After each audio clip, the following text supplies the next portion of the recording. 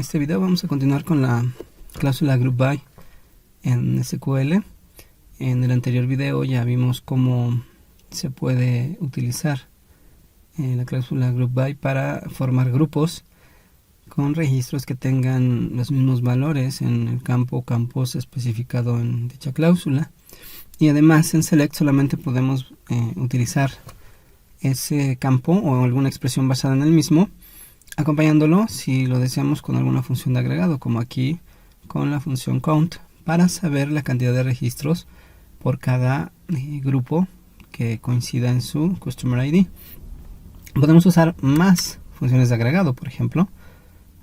Podemos usar la función sum para saber cuánto se ha pagado por cargos de órdenes para cada uno de los clientes. Entonces dentro de sum podemos poner el campo freight, que es el cargo, y entonces podemos poner como alias el texto que nosotros deseemos, por ejemplo total de cargos.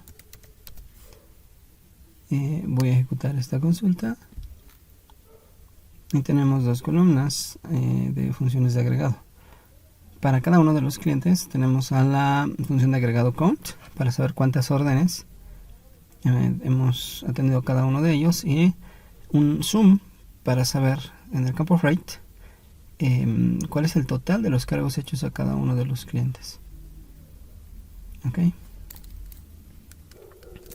Ahora nosotros podemos filtrar la cantidad de registros considerados antes de que se generen los grupos. Por ejemplo, si yo quisiera poner alguna condición en la selección de registros que solamente considerara a las órdenes realizadas por el empleado con ID 1, por el empleado con ID 2 y por el empleado con ID 3, entonces utilizaría una cláusula where. Voy a copiar esta información, esta consulta, la voy a poner aquí abajo, y antes de la cláusula group by yo puedo poner la cláusula where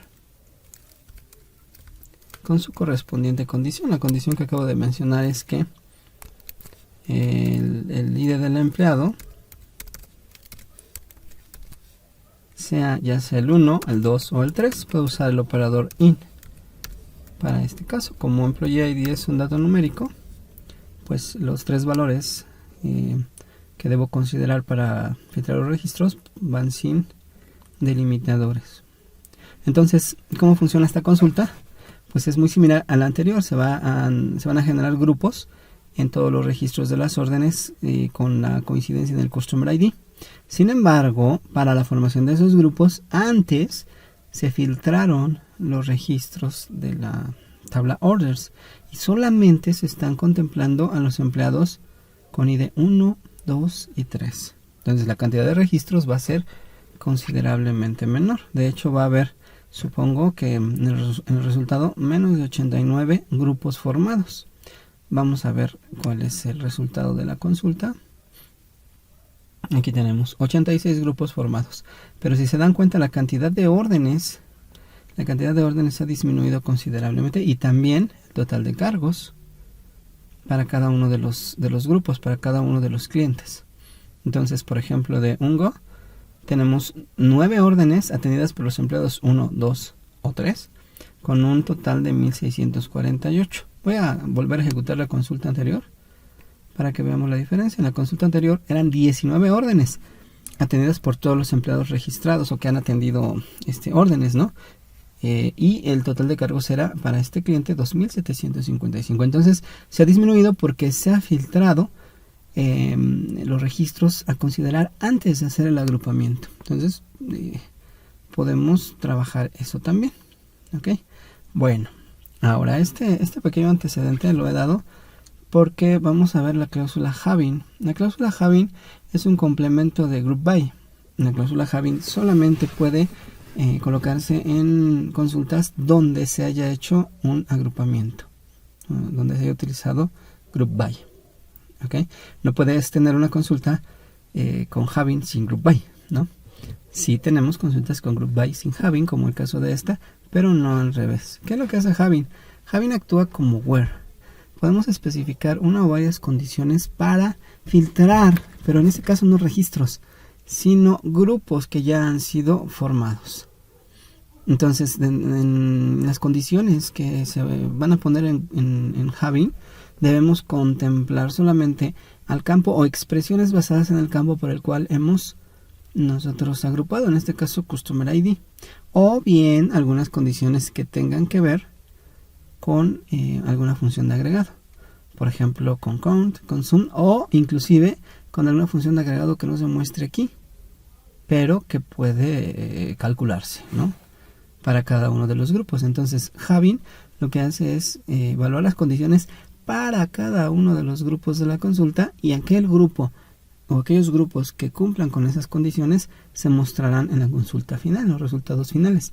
Aquellos grupos que no cumplan con esa o esas condiciones, entonces no serán mostrados. Es muy parecido a where, pero esto se aplica ya a los grupos. Si recordamos, where lo aplicamos antes de formar el agrupamiento, y por lo tanto pues la cantidad de órdenes que se consideraron era menor de las 830, ¿no?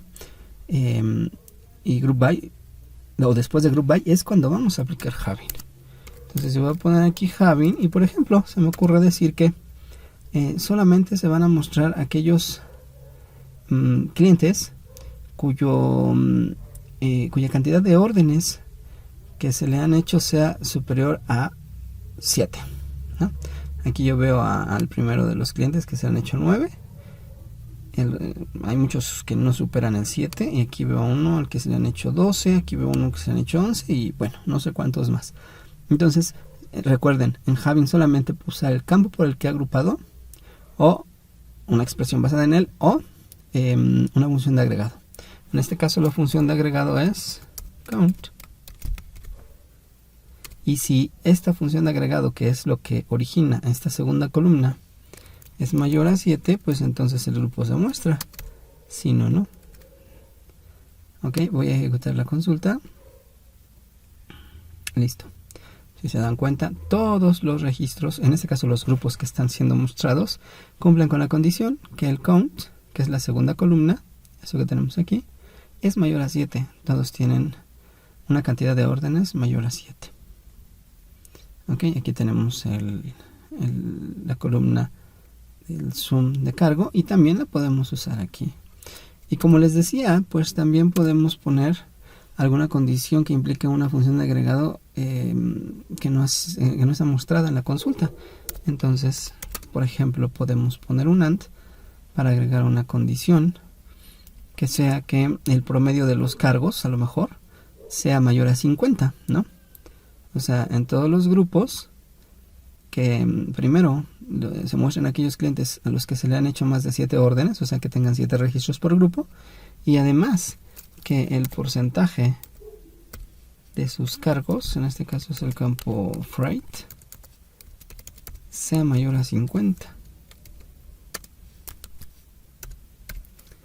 Ahí lo tenemos. Ok, agregando una condición más. Entonces, además de esta, que ya vemos que sí la cumple, se va a calcular el porcentaje de los cargos, y se mostrará a aquellos clientes cuyo promedio de cargos en sus órdenes sea mayor a 50. Voy a ejecutarlo. Y en este caso son los mismos. Todos tienen un promedio de cargos mayor a 50. No sabemos cuáles, ni siquiera se muestra, pero todos ellos cumplen. Entonces vamos a subirle aquí un poquito. Vamos a ponerle 100.